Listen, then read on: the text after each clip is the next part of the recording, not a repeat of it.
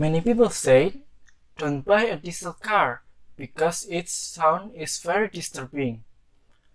Diesel engine is very slow. Are they right?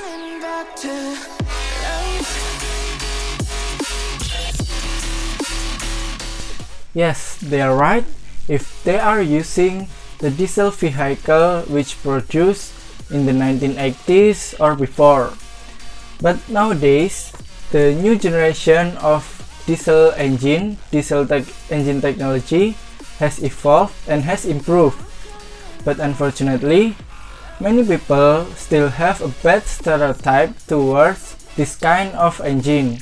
So, in this video, I would like to show you why modern diesel is better than petrol engine, especially for passenger cars. To start with, the diesel engines have big power at low RPM. By technology called common rail diesel injection, the diesel engine can give us their maximum power at only about 4,000 to 5,000 RPM. It's different with petrol engine, which usually their power just came out after 8,000 RPM. And what does it mean? It means that the diesel engine can easy and good to daily use because it's more responsive. For example, at the junction, when the lights turn into green and we are about to go, the diesel engine can give instant acceleration, and from stopping, the petrol engine car will take more time to go. And the other advantage of having big power at low RPM is that when we are going to travel to some place overland, especially when it's uphill and the car is full of passenger, and this kind of engine, the diesel engine, will give us abundant pulling power to go uphill. Next, the internal combustion of the diesel engine is better than the petrol engines. They are up to 40% more efficient in converting the fuel into the mechanical energy than petrol engines did.